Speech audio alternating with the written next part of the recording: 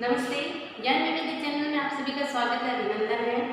आज की कक्षा में हम पढ़ते हैं कक्षा 12 के लिए अध्याय नंबर 4, मंदाकिनी पुस्तक का अध्याय नंबर 4 है। ये हमारी पुण्य भूमि और इसका गौरवमय अतीत, जिसका कुछ अंश है वो हमने कल की कक्षा में अध्ययन है वो कर लिया था, जो कि स्वामी विवेकानंद जी के भाषण का अंश है। स्वामी विवेकानंद जी के भाषण का अंश है। इस अध्याय में भारत की जो ये हमारी पुण्य भूमि है और इसका गौरव में अतीत है, ये स्वामी विवेकानंद जी के भाषण का अंश है, जो यहाँ संकलित किया गया है। इसके द्वारा गोविंद रानडे जी के द्वारा है वो किया गया है। तो इसके देखिए हमने 3-4 पॉइंटों पर बात है वो कर ली थी। अतीत गाथा के बारे में हमने बात कर ली थी, आर्य जाति के बारे में की थी, विश्लेषणात्मक मेधा के बारे में हमने कल की कक्षा में वार्तालाप है वो कर लिया था, संवाद है वो कर लिया था। आज हम आगे के जो पॉइंट है उन पर अपने विचार प्रस्तुत करती हूँ। मैं उम्मीद करती हूँ आपको अच्छे से समझ में आ रहा होगा। अगला पॉइंट आता है आध्यात्मिकता का आदि स्रोत। अपनी जो भारत भूमि रही है वो आध्यात्मिकता का आदि स्रोत रही है। देखिए कैसे रही है वो हम पढ़ते हैं। यही वह पुरातन भूमि है कि भारत भूमि के लिए कहा गया है कि यही वह पुरातन भूमि है जहाँ ज्ञान के अन्य देशों में जाने से पूर्व अपनी आवास भूमि बनाई गई। यानी ज्ञान ने, बुद्धि ने, यही वो भारत भूमि है जिस पर ज्ञान है उसने अन्य देशों में जाने से पहले अपना जो बसेरा है, अपना आवास है, वो किस भूमि को बनाया था? भारत भूमि को ही बनाया था। यही वो भारतवर्ष है जिसने आध्यात्मिक प्रवाह के बौद्धिक प्रतीक ये समुद्राकार नद्य है और चिरंतन हिमालय एक तह पर दूसरे तह चढ़ाकर अपने हिममंडित जो शिखरों द्वारा मानव स्वर्ण के रहस्यों में ही झांक रहा है।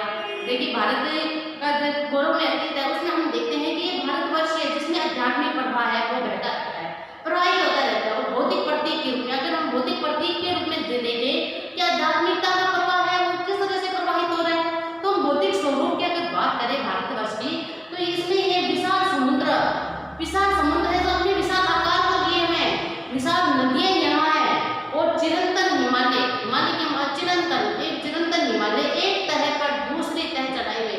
हिमालय की चोटी को हम देखते हैं कितनी सारी चोटियां एक दूसरे पर चढ़ी हुई रहती है, चढ़ाकर अपने हिममंडित यानी बर्फ से ढके हुए, हिममंडित से मतलब है बर्फ से ढका हुआ जो आवरण, बर्फ का आवरण जो चढ़ा हुआ है, उन शिखरों के द्वारा मानो ऐसा लग रहा है कि मानो स्वर्ग के रहस्यों में ही झांक रहा है, मानो वो स्वर्ग के रहस्य के बारे में बता रहा हो। ऐसा अपना चिरंतन हिमालय है जो अटल खड़ा हुआ है। तो इसका भौतिक स्वरूप अगर आध्यात्मिकता के क्षेत्र, आध्यात्मिक प्रवाह के रूप में हम भौतिक स्वरूप की बात करें तो विशाल समुद्र आकार है, विशाल नदियां यहाँ प्रवाहित होती रहती है, हिमालय जो अखंडित खड़ा है, अटल खड़ा हुआ है अपने स्थान पर, और जिसकी चोटियां एक दूसरे पर तह चढ़ाई हुई ऐसी लग रही है कि मानो वो स्वर्ग में झांकने का प्रयास कर रही हो या स्वर्ग के रहस्यों को बतला रही हो। हिममंडित बर्फ से ढके हुए, तो उसको देखकर ऐसा लगता है कि मानो स्वर्ग है वो वैसा ही होता होगा। यह वही भारतवर्ष है जिसकी धरा को महानतम ऋषियों की पवित्र चरण रज प्राप्त हुई है। भारतवर्ष की एक ऐसा देश है जहाँ पर पवित्र ऋषि मुनियों ने तपस्या की है, अपने तपोबल से इसे तपाया है और उनकी पवित्र जो चरण रज है, चरण धूलि है, वो भारतवर्ष को ही प्राप्त हुई है। यही सर्वप्रथम मानव प्रकृति और अंतर जगत के रहस्यों के जिज्ञासाओं के अंतर होते थे।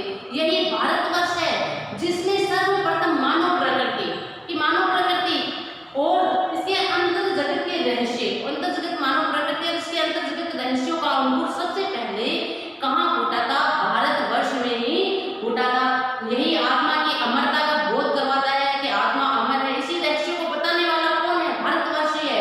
एक परमपिता परमेश्वर की सत्ता का बोध करवाने वाला है कि परमपिता परमेश्वर है, उसकी सत्ता है, उसकी सत्ता को हम निराधार नहीं कह सकते।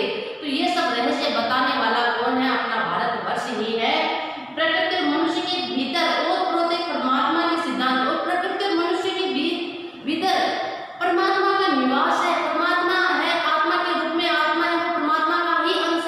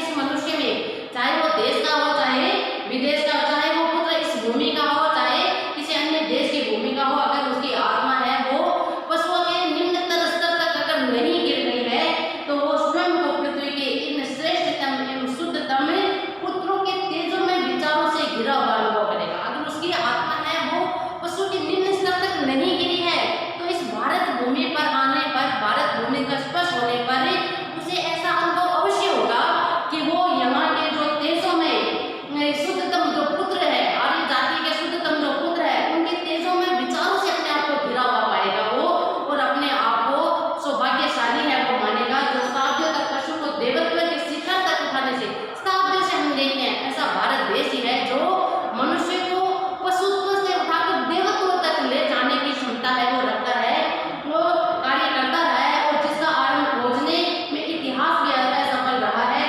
यहाँ का वायुमंडलीय अध्यात्म की तरंगों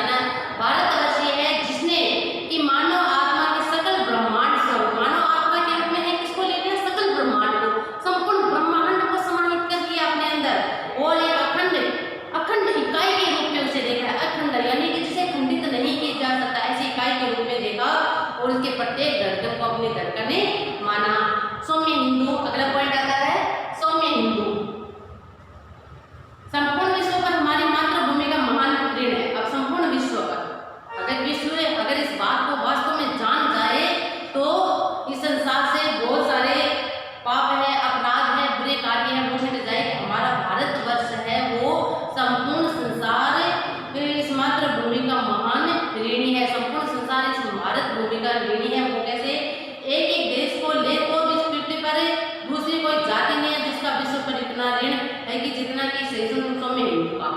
अगर एक एक देश की भी हम बात करें तो कोई भी ऐसा देश नहीं निकलेगा कि जिसका संपूर्ण विश्व पर कर्ज हो, ऋण हो। भारत भूमि है, यहाँ पर रहने वाले हिंदू का एक एक हिंदू का है वो संपूर्ण विश्व पर एक कर्ज है। वो कैसे है कि निरीह है हिंदू। कभी कभी ये शब्द तिरस्कार स्वरूप प्रयुक्त होते हैं, किंतु यदि कभी किसी तिरस्कार युक्त शब्द प्रयोग में कुछ सत्यांश रहना संभव हो तो वह इसी शब्द प्रयोग में आप कहते हैं निरीह हिंदू। निरीह हिंदू यानी कि निरीह पशु के समान हो, जो निरीह है, जिसका कोई बल नहीं चलता हो, जिसकी कोई चलती नहीं हो। कभी कभी यह शब्द है वो तिरस्कार पूर्ण लगता है। हिंदू के लिए कहा जाता है निरीह हिंदू, तो तिरस्कार पूर्ण लगता है, किंतु कभी कभी तिरस्कार इस शब्द में भी कुछ सत्यांश, इसमें कुछ सत्य का अंश है, तो इसी शब्द प्रयोग में यह निरीह हिंदू सदैव ही जगत पिता की प्रिय संतान रहा है।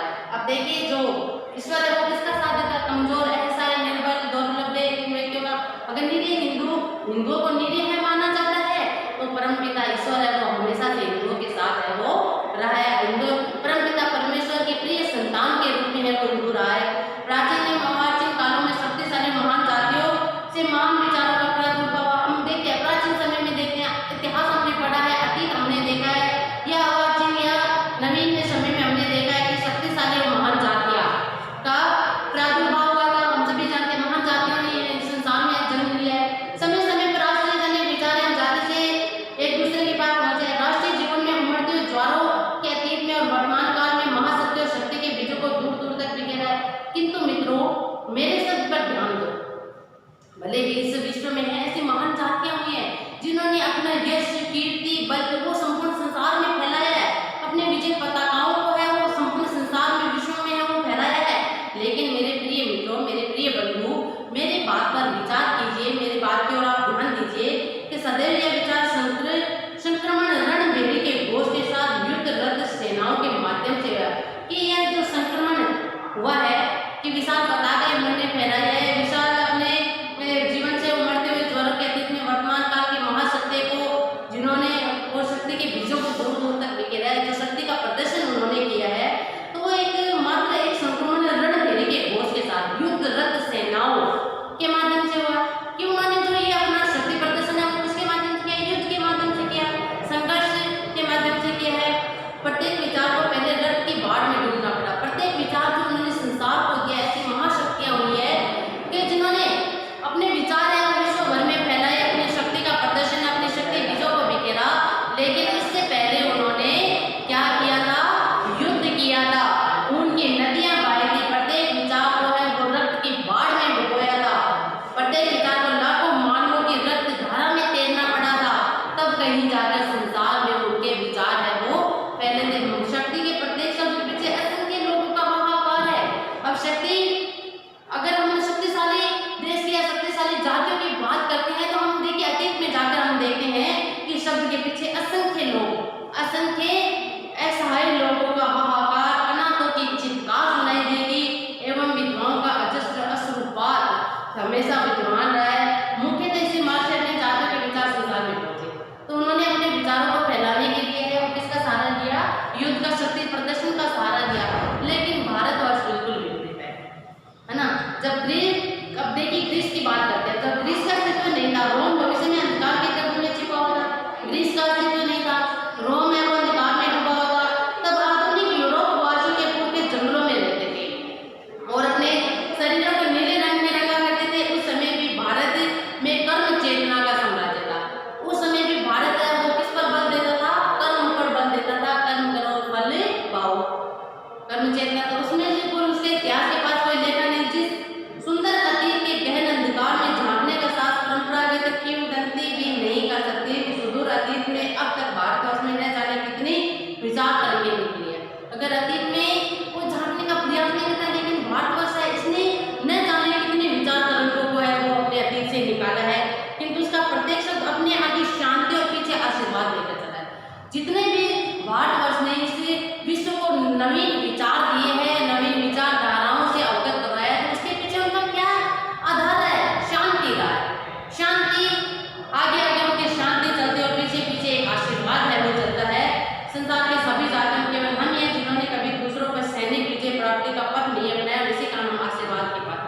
एक भारतवर्ष ही ऐसा है जिसने अपने विचारों को फैलाने के लिए सैनिक शक्ति का प्रयोग नहीं किया है ना, बल का प्रयोग नहीं किया है। इसने हमेशा शांति के मार्ग पर चलकर, अहिंसा के मार्ग पर चलकर है वो संदेश है, अपने विचार है संपूर्ण विश्व में फैलाए हैं। इसलिए ही संपूर्ण संसार है वो हमें आशीर्वाद देता है, इसीलिए संपूर्ण संसार है वो भारतवर्ष का क्या है, ऋणी है। इनसे हिंदू भारतवर्ष का है वो ऋणी है। एक समय था जब ग्रीक सेनाओं के सैनिक संचालन के पदाघात से धरती कांपी। अब ग्रीक सेनाओं की अगर बात करते तो उनके सैनिक संचालन करते थे तो उनके पैरों की आवाज से धरती कांप उठती थी। किंतु आज हम देखते हैं पृथ्वी तल पर उसका अस्तित्व मिट गया। आज ग्रीक सेना है वो नहीं है, ग्रीक का अस्तित्व है वो नहीं है, मिट गया है। अब सुनाने के लिए उनकी केवल कहानियां रह गई है। ग्रीकों का वह सूर्य गौरव सूर्य सदा के लिए सर्वदा के लिए अस्त हो गया। जिन्होंने शक्ति के मार्ग को अपनाया था, जिन्होंने सैनिक बल से है वो संपूर्ण संसार पर विजय प्राप्त की थी, अपने विचारों को प्रकट किया था, आज हम वर्तमान में देखते हैं कि उनका अस्तित्व नहीं है, केवल कहानियां मात्र, गाथाएं मात्र उनकी रह गई है। एक समय था जब संसार की प्रत्येक उपभोग्य वस्तु पर रोम का सेनांकित ध्वज है वो उड़ा करता था। एक समय ऐसा था जब संसार की प्रत्येक उपभोग्य वस्तु पर रोम का आधिपत्य था, सर्वत्र रोम की प्रभुता का दबदबा था और वह मानवता के सर पर सवार थी। पृथ्वी रोम का नाम लेते कांप उठती थी, परंतु आज उसे रोम का कैपिटोलियन पर्वत खंडरों का ढेर बना हुआ है। लेकिन आज हमें अगर देखते हैं विश्व के इतिहास पन्नों में अगर देखते हैं, विश्व के मानचित्र में देखते हैं तो आज रोम है उसका कैपिटोलियन पर्वत वो खंडरों का ढेर मात्र बना हुआ है। जहाँ पहले सीजर राजा करते थे, दुनिया मकड़िया जाला गुना करती है।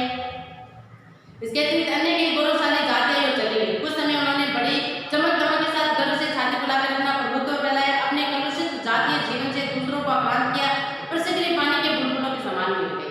मानव जीवन पर एक जातियां के इतने हिसाब डाल सके। अगर हम इतिहास अतीत में जाते हैं तो कई ऐसी महाशक्तियां यहाँ आई थी, है ना, जिनका प्रचलन संपूर्ण विश्व में फैला था केवल सैनिक बल पर, शक्ति बल पर। लेकिन आज हम उनका नामो निशान भी है वो नहीं देख पाते हैं। विश्व के मानचित्र से वो इस तरह से गायब हो गई जैसे कि मानो सब कुछ उनका चला गया हो और वो पानी के बुलबुले के समान है वो मिट गई है। और ये मानव जाति है विश्व पर केवल इतना ही छाप छोड़ पाई है, किंतु हम आज भी जीवित है। लेकिन अगर भारतवर्ष की बात करें, हिंदुस्तान की बात करें तो आज भी हम जीवित है, आज भी हमारा अस्तित्व, आज भी हमारे पुराण ऋषि मुनि वापस लौट आए तो उन्हें आश्चर्य नहीं होगा, उन्हें ऐसा नहीं लगेगा कि वे किसी नए देश में आ गए। अगर आज भी हमारे प्राचीन जो ऋषि मुनि हैं, पुरातन ऋषि मुनि हैं, वो वापस लौट आए, पुराणों को पढ़ने वाले, वेदों का अध्ययन करने वाले ऋषि मुनि लौट आए तो उन्हें बिल्कुल ऐसा नहीं लगेगा कि वो किसी अन्य देश में आ गए हैं। वे देखेंगे कि सहस्त्रों वर्षों के अनुभव एवं चिंतन से निष्पन्न वही प्राचीन विधान आज भी विद्यमान है। अनंत शताब्दियों के अनुभव एवं युगों की अभिज्ञता का परिपाक का संतान आचार विचार आज भी वर्तमान है। इतना ही नहीं, जैसे जैसे समय बीत जाता है एक के बाद दूसरे दुर्भाग्य के थपेड़ों उन पर आघात करते जाते हैं। उन सब आघातों का एक परिणाम हुआ कि वह आचार दृढ़तर और सही होने लगे। भले ही भारतवर्ष ने अपने आघात प्रतिघात वो सही हो, लेकिन इन आघात प्रतिघातों का क्या परिणाम निकला कि भारतवर्ष है वो और अधिक मजबूत होता चला गया, और अधिक दृढ़तर है वो होता चला गया, उसके विचार और अधिक दृढ़तर और स्थायी होते चले गए। किंतु इन सब विधानों में आचार का केंद्र कहाँ है? किस देश से, किस हृदय में रक्त संचालित होकर उन्हें पुष्ट बना रहा है? हमारे राष्ट्रीय जीवन का मूल स्रोत कहाँ है? इन प्रश्नों के उत्तर में संपूर्ण संसार में प्रयत्न एवं अनुभव के पश्चात में विश्वास पूर्वक कह सकता हूँ कि उसका केंद्र हमारा धर्म है, हमारा भारतवर्ष का धर्म है। यही वह भारतवर्ष है जो अनेक शताब्दियों तक सत विदेशी आक्रमणों आघातों को झेल चुका है। यही वह देश है जो संसार की किसी भी चट्टान से अधिक दृढ़ता से अपने अजय पौरुष एवं अमर जीवन सत्य के साथ खड़ा है। केवल भारतवर्ष ही है जो वर्तमान में हम देखते कितने ही रोम आए, ग्रीस आए, है ना, जिन्होंने अपने सत्य प्रदर्शन के बल पर है अपना आधिपत्य जमाया था, अपना प्रभुत्व जमाया था, लेकिन आज उनका नामो निशान ही नहीं है। भारतवर्ष है जो आज भी खड़ा है, अपना अटल चट्टान की तरह खड़ा हुआ है, चट्टान से भी अधिक दृढ़ से अपने अक्षय पौरुष एवं अमर जीवन शक्ति के साथ खड़ा हुआ है।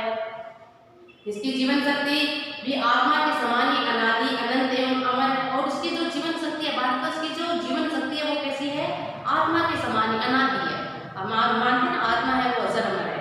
कहा जाता है, आपने सुना होगा कि आत्मा अजर अमर है, परमात्मा के अंश है, शरीर को त्याग कर उसे परमात्मा में है वो विलीन हो जाती है। तो ये आत्मा के समान ही अनादि है, अनंत है, अमर है। और हम ऐसे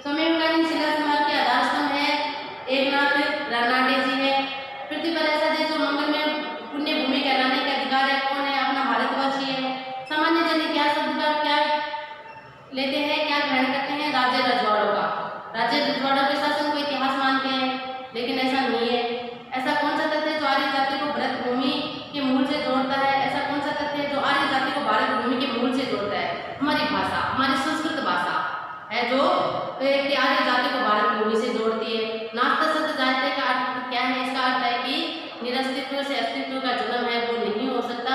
अस्तित्व अगर है तो उसका कोई ना कोई आधार अवश्य होगा।